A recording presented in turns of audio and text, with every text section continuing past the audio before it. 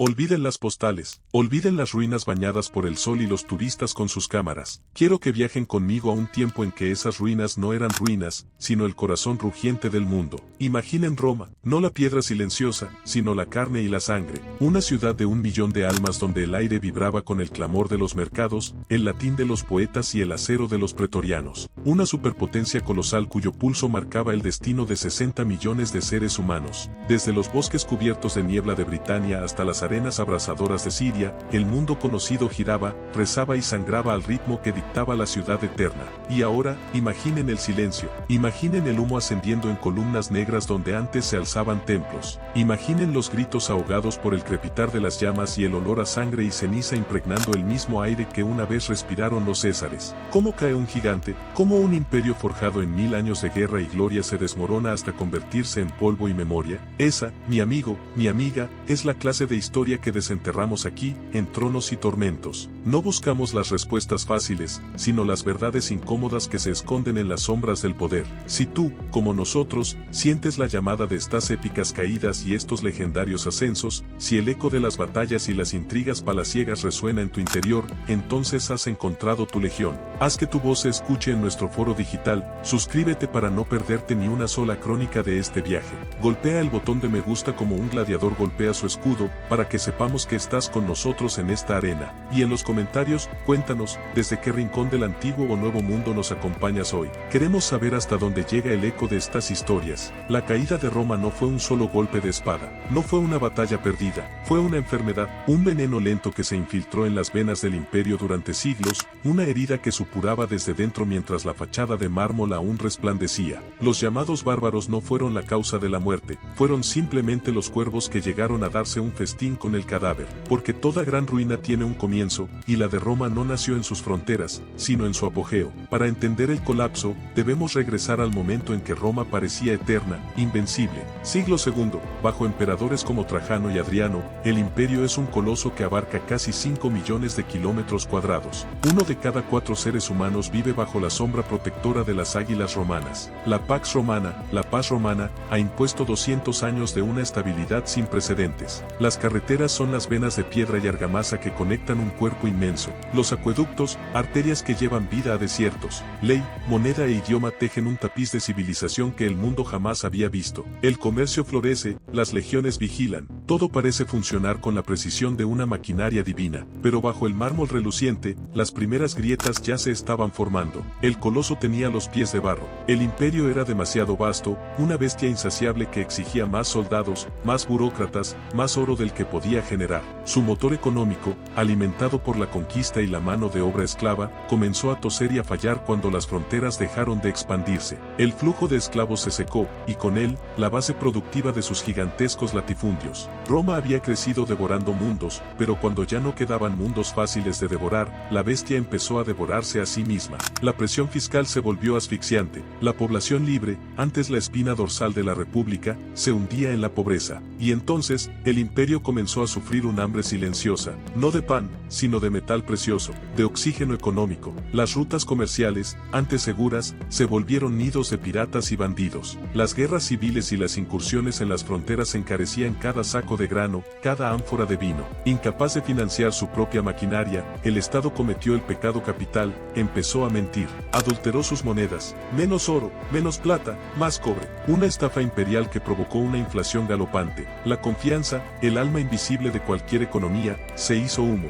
Un día, una legión podía ser pagada, al siguiente, sus salarios no valían nada. Fue en medio de este caos económico donde nació una nueva era. Buscando protección, miles de hombres libres renunciaron a su libertad. Se sometieron a grandes terratenientes, entregando su trabajo y su tierra a cambio de seguridad contra los bandidos, los recaudadores o los propios soldados del emperador. Era el embrión de lo que la historia conocería como feudalismo, nacido no de una idea, sino de la más pura desesperación. El Estado ya no protegía, el Estado depredaba, y si la economía se desmoronaba en un susurro, la política gritaba en un coro de espadas y traición. A partir del año 235, el imperio se sumergió en la demencia, un periodo lo que los propios historiadores llamaron la anarquía militar. En menos de 50 años, más de 20 hombres se ciñeron la púrpura imperial. Casi todos encontraron su final en el filo de una daga, en el veneno de una copa o en el campo de batalla, asesinados por sus propios hombres. El trono ya no era un derecho, era un premio sangriento para el general más audaz o más cruel. Las legiones, antes guardianas de Roma, se convirtieron en hacedoras de emperadores. Legión contra legión, provincia contra provincia. La guerra civil se convirtió en la nueva normalidad, y mientras los romanos se mataban entre sí por el control de un imperio moribundo, las fronteras, vastas e indefensas, quedaron abiertas, y al otro lado del Rin y del Danubio, algo se agitaba en la oscuridad. Pueblos enteros, empujados por el hambre, la guerra y el cambio climático, miraban con codicia las tierras y las riquezas de un gigante que se desangraba desde dentro. La tormenta se estaba formando, y la bestia herida estaba a punto de recibir la estocada final. La paz romana era ahora un recuerdo, un cuento susurrado por los ancianos para dormir a los niños. La realidad en las provincias era una pesadilla despierta. Las ciudades, antes faros de civilización, se convirtieron en jaulas de piedra. Sus habitantes empezaron a mirar por encima de las murallas con un doble pánico, temían a la horda que pudiera aparecer en el horizonte, pero también temían al sonido de las sandalias de sus propios soldados. El legionario, antes símbolo del orden y protector del ciudadano, era ahora a menudo un depredador más. Legiones sin paga, leales solo al general que les prometiera el próximo botín, saqueaban las villas y despojaban las ciudades romanas con la misma brutalidad que si fueran territorio enemigo. El enemigo ya no solo estaba más allá de la frontera, ahora vestía la túnica y el casco del imperio. El historiador Zósimo, escribiendo desde el epicentro del desastre, dejó para la posteridad una autopsia escalofriante. Roma, dijo, parecía estar devorándose a sí misma. No era una metáfora, era una descripción literal. La autoridad del emperador ya no se respetaba, se disputaba como un trofeo sangriento. El poder dejó de ser el pegamento que unía al imperio y se convirtió en el hacha que lo partía en pedazos. Ante un cuerpo tan enfermo, solo cabía una cirugía radical, y en el año 285, el emperador Diocleciano tomó el bisturí. Su decisión fue tan audaz como desesperada: cortar al gigante en dos. Instauró la tetrarquía, un gobierno de 4 cabezas, con 2 emperadores principales y 2 sucesores designados. En la práctica, Roma dejaba de ser un único corazón palpitante para convertirse en 2 entidades separadas, Oriente y Occidente. La lógica era pragmática, casi de oficina: dividir para administrar. Cada mitad atendería sus propias crisis, financiaría sus propios ejércitos, defendería sus propias fronteras. Pero aquella solución, pensada para salvar al imperio, creó una fractura en su misma alma. Los 2 hermanos no tardaron en mostrar sus diferencias. El Oriente era el gemelo afortunado, más rico, más urbano, con arterias comerciales que bombeaban el oro de Asia y los granos de Egipto. Sus ciudades eran fortalezas y sus fronteras, más cortas y defendibles. Mientras tanto, el Occidente se convertía en una sombra de su antiguo ser.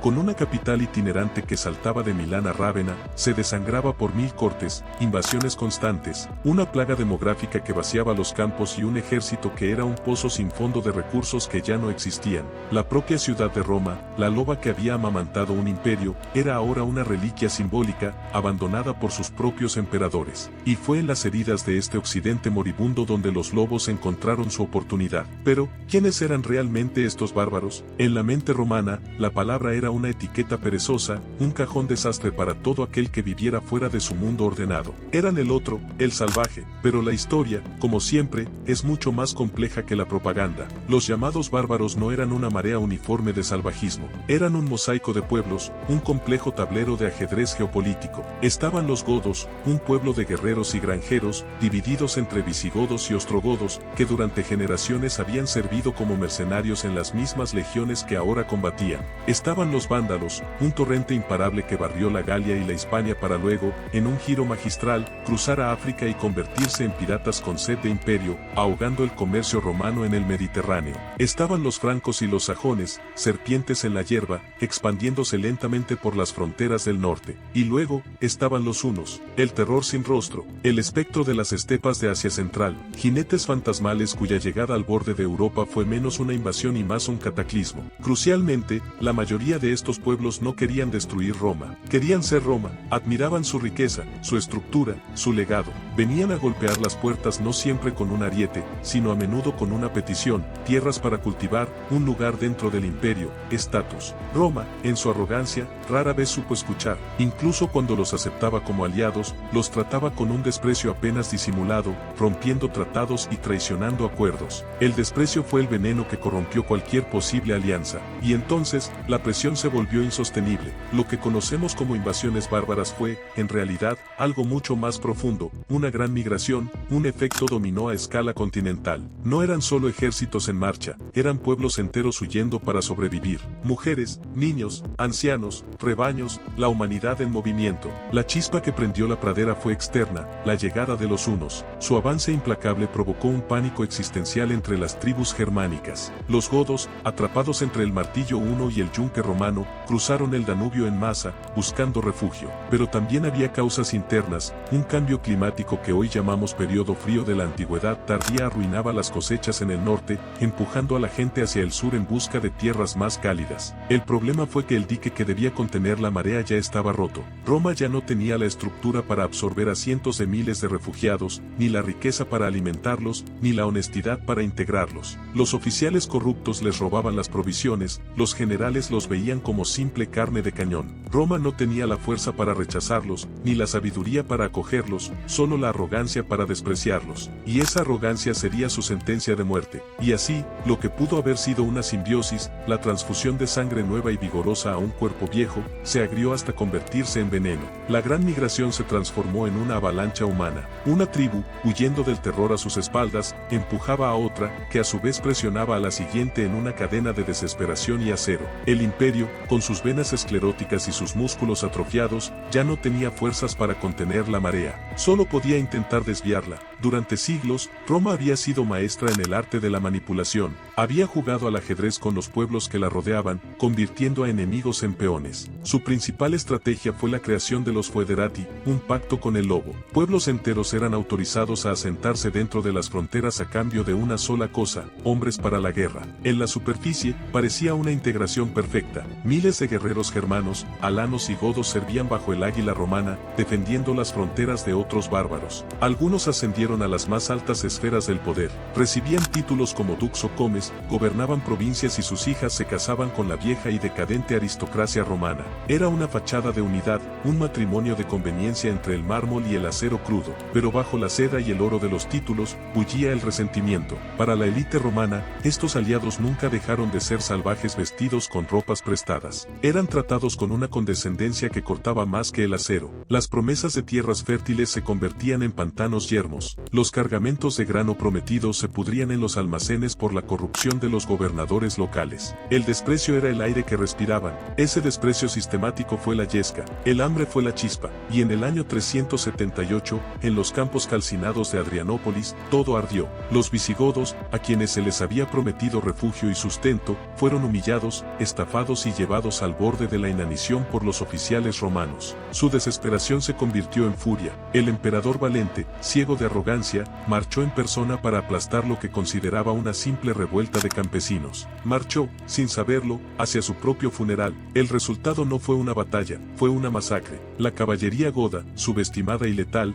envolvió y aniquiló a las legiones. Valente, el augusto, el sagrado emperador, murió anónimamente en el caos, su cuerpo jamás fue encontrado. Adrianópolis fue un terremoto psicológico. No solo se perdieron 2/3 de un ejército, se perdió el mito de la invencibilidad romana. La noticia recorrió el mundo conocido como un reguero de pólvora. El gigante sangraba, y su sangre atraía a los depredadores. Los godos habían demostrado que las puertas del imperio no solo se podían golpear, se podían derribar. Y mientras la sangre de Adrianópolis aún empapaba la tierra, una nueva sombra se alargaba desde el este. Un terror diferente, un nombre que haría que los romanos añoraran los días en que su único enemigo eran los godos. Un nombre que se convertiría en sinónimo de apocalipsis, Atila. Los hunos no eran como nada que Roma hubiera enfrentado antes. Provenientes del corazón sin fin de las estepas asiáticas, parecían una fuerza de la naturaleza. Sus rostros, se decía, eran deliberadamente marcados en la infancia para inspirar terror. Su hogar era la silla de montar, su arma, el arco compuesto, capaz de lanzar una lluvia de muerte que perforaba las mejores armaduras romanas. Eran un torbellino de violencia, una sinfonía de destrucción, y en el año 434, ese torbellino encontró su ojo, un líder llamado Atila. Él no era un simple caudillo, era un genio del caos. Unificó a las tribus dispersas, impuso una disciplina de hierro a la anarquía nómada y convirtió a los hunos en una máquina de guerra y extorsión. Negociaba con la misma frialdad con la que arrasaba ciudades. Exigía tributos de oro tan pesados que vaciaron las arcas franjas de Constantinopla, y cuando el oro se retrasaba, dejaba un rastro de cenizas y lamentos. Las crónicas romanas, escritas por hombres que habían visto de todo, se quedaban sin palabras para describir la magnitud de su terror. Lo llamaron Flagellum Dei, el azote de Dios, no por devoción, sino por desesperación. Su furia parecía tan inhumana, tan total, que solo podía ser un castigo divino. Y tras saquear el este, Atila giró su mirada hacia el moribundo imperio de Occidente. En el año 451, lanzó su obra magna, la invasión de la Galia. Era un intento de decapitar lo que quedaba de Roma. Las ciudades caían como fichas de dominó. El pánico se extendió como una plaga. Pero en la hora más oscura, surgió el último romano, Flavio Aecio, un general que conocía a los hunos mejor que nadie, que había vivido entre ellos. En un acto de diplomacia forjado en el fuego de la desesperación, logró lo imposible, unir a enemigos acérrimos. Romanos y visigodos, bajo el mando de su rey Teodorico, marcharon juntos para enfrentar a la pesadilla común. La colisión, en los campos cataláunicos, fue una de las batallas más brutales de la historia. Una carnicería bajo un cielo de plomo que enfrentó a medio mundo contra el otro medio. Atila fue frenado, pero no destruido. Teodorico, el rey visigodo, murió en el campo de batalla, y Aecio, aunque victorioso, no pudo asestar el golpe de gracia. Roma respiró, pero fue un respiro breve y agónico, porque un depredador herido es aún más peligroso. Al año siguiente, Atila regresó, esta vez, con una furia renovada, y apuntó directamente al corazón, Italia. La península entera se estremeció, la propia Roma, indefensa, esperaba su fin, y entonces, cuando toda espada había fallado y toda muralla parecía inútil, ocurrió algo que desafía a la historia y roza la leyenda. Un anciano desarmado, el obispo de Roma, el Papa León, fue al encuentro del azote de Dios. ¿Qué palabras se dijeron en aquella tienda, a orillas del río Mincio, entre el hombre de fe y el señor de la guerra? El mundo jamás lo sabrá con certeza, pero Atila, el destructor de mundos, dio media vuelta y se marchó. Nadie sabe qué se dijo en aquella tienda. La historia, en ese punto, se calla y deja paso a la leyenda. ¿Fue un milagro, la intervención divina protegiendo su ciudad sagrada? ¿O fue algo más terrenal, una montaña de oro ofrecida como soborno, el último tesoro del imperio para comprar su supervivencia? Quizás fue una amenaza sutil, un recordatorio de las plagas y el hambre que ya diezmaban al ejército huno en el insalubre clima de Italia. No lo sabemos. Lo único cierto es el resultado, tan abrupto como inexplicable. Atila, el azote de Dios, el hombre que hacía temblar al mundo, envainó su espada, dio media vuelta y se marchó. Roma, una vez más, fue perdonada por el filo de la espada, pero el destino tiene un sentido de la ironía cruel. Apenas 2 años después, Atila estaba muerto, ahogado en su propia sangre durante su noche de bodas. Su imperio, forjado en la personalidad de un solo hombre, se desvaneció como el humo cuando ese hombre dejó de respirar. Roma había sobrevivido físicamente, pero el alma del imperio ya estaba rota. Era un superviviente con la mirada perdida, esperando el siguiente golpe. Y lo peor es que el golpe mortal, la herida incurable, ya había sido asestado mucho antes. El terror de Atila fue el grito final de un gigante moribundo, pero la primera puñalada en el corazón había llegado décadas antes. Año 410, la ciudad eterna, el corazón simbólico del universo, que durante 800 años no había sentido la bota de un invasor extranjero, fue profanada, y el verdugo no fue un demonio de las estepas, sino una creación del propio imperio. Un antiguo aliado, un lobo que Roma había intentado domesticar y que finalmente se volvió contra su amo, Alarico, rey de los visigodos. Alarico no era un extraño, había luchado bajo el estandarte del águila, había visto a sus hombres sangrar por Roma. A cambio, había pedido lo que consideraba justo, tierras para su pueblo, un título, un lugar en el mundo que ayudaba a defender, pero solo recibió promesas rotas, humillaciones y el frío desprecio de la burocracia imperial. El desprecio fue el último empujón. Cuando Alarico comprendió que la diplomacia era un juego amañado, eligió cambiar las reglas del juego, y su tablero sería la propia península itálica. Su marcha sobre Roma fue un acto de justicia poética y brutal. La ciudad, aunque ya no era la capital política, seguía siendo la idea de Roma. Y cuando las puertas se abrieron, no por la fuerza de un asedio, sino por la traición interna de esclavos desesperados, el mundo contuvo la respiración. Durante 3 días, los visigodos se cobraron su paga atrasada. No fue una orgía de destrucción sin sentido, fue un saqueo quirúrgico, una humillación calculada. Se llevaron tesoros, reliquias, todo lo que brillaba. No quemaron la ciudad hasta los cimientos, hicieron algo peor, la desnudaron, despojaron a la diosa de sus ornamentos, dejando al descubierto su vulnerabilidad. El impacto psicológico fue una onda expansiva que sacudió los cimientos de la civilización, desde los desiertos de Belén, el erudito San Jerónimo escribió con el alma rota: la luz más brillante de toda la tierra se ha extinguido. El mundo entero ha perecido en una sola ciudad. Alarico no destruyó los edificios de Roma, destruyó su aura de divinidad, rompió el hechizo, demostró al mundo que la ciudad eterna era, después de todo, solo una ciudad, hecha de piedra y mortero, y tan vulnerable como cualquier otra. Y una vez que un dios ha demostrado que puede sangrar, todos los lobos acuden al festín. Si Alarico y los visigodos enseñaron al mundo que Roma podía caer, los vándalos, 45 años después, demostrarían que se la podía desangrar sistemáticamente. La siguiente pesadilla no llegaría por tierra, galopando a través de los Alpes. Llegaría por mar. Año 455. Genserico, el astuto y longevo rey de los vándalos, el pirata que había conquistado el norte de África y se había apoderado del granero de Roma, zarpó hacia Italia. Su flota era la más poderosa del Mediterráneo. Su objetivo, el más audaz.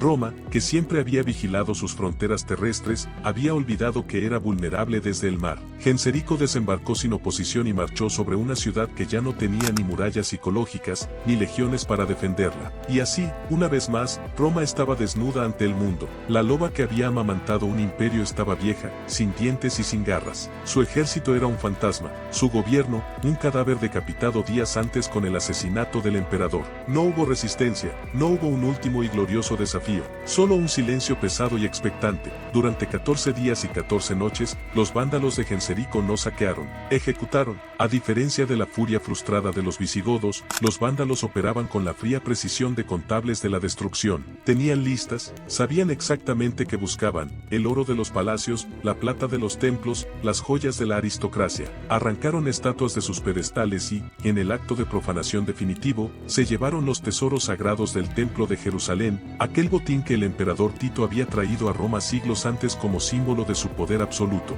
Y cuando los tesoros se agotaron, Genserico se llevó el botín más preciado, la propia sangre imperial. La emperatriz y sus hijas, rehenes de incalculable valor político, fueron el último trofeo de un imperio en liquidación. Cuando finalmente zarparon, dejaron atrás un cadáver exquisito, una ciudad perdonada de la llama, pero vaciada de su alma, de su riqueza y de su orgullo. El impacto fue tan profundo, tan duradero, que la historia misma se vengaría. El nombre vándalo, que pertenecía a un pueblo con una estrategia y un propósito, se convertiría para siempre en un sinónimo universal de destrucción ciega y sin sentido. Una ironía final para un saqueo que fue de todo menos ciego. Y mientras la Roma histórica se convertía en una reliquia, el acto final de la tragedia se representaba en un escenario secundario, en la ciudad pantanosa de Rávena. En el año 475, ascendió al trono un muchacho cuyo nombre parecía una broma cruel del destino: Rómulo Augustulo. Rómulo, como el mítico fundador de la ciudad; Augusto, como su primer y más glorioso emperador. Una profecía invertida, porque este muchacho no fundaría nada y su gloria sería la de ser el último. Era un emperador de utilería, un actor en un teatro de sombras, gobernando un imperio que ya no controlaba ni los caminos fuera de su palacio. Al año siguiente, el sepulturero llegó. Su nombre era Odoacro, un general bárbaro al servicio de Roma que simplemente se cansó de fingir.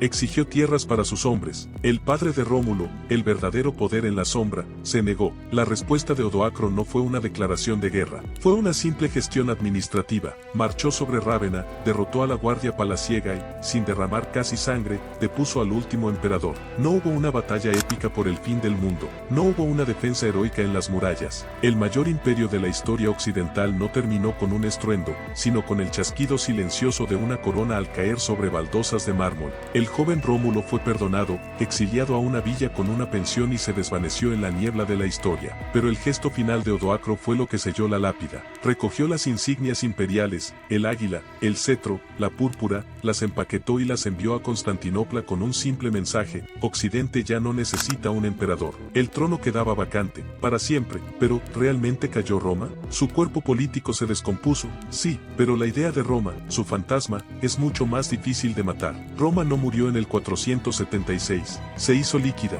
se filtró en las grietas del mundo que la sucedía, transformándose, adaptándose, sobreviviendo. Su legado es la catedral gótica que se alza al cielo usando las columnas de un templo pagano como cimientos. Es el rey bárbaro que se viste con la púrpura de los Césares para legitimar su poder. Es el monje en un monasterio irlandés copiando a Virgilio Virgilio y Cicerón, manteniendo viva una llama en la oscuridad. Es el latín, que murió como lengua imperial para renacer en el español, el francés, el italiano, hijas inmortales de una madre muerta. El mundo medieval que surgió de las cenizas era distinto, sí, pero en sus leyes, en su fe, en su sueño recurrente de un imperio universal, Roma seguía susurrando. Esta es la esencia de lo que exploramos aquí, en Tronos y Tormentos, como los imperios no solo caen, sino que se transforman, dejando ecos que resuenan por toda la eternidad. Si esta crónica te ha mostrado que la historia es mucho más que una simple fecha en un libro, entonces tu lugar está con nosotros. Únete a nuestra legión de exploradores del pasado, suscríbete para no perderte la próxima saga. Si este viaje te ha transportado,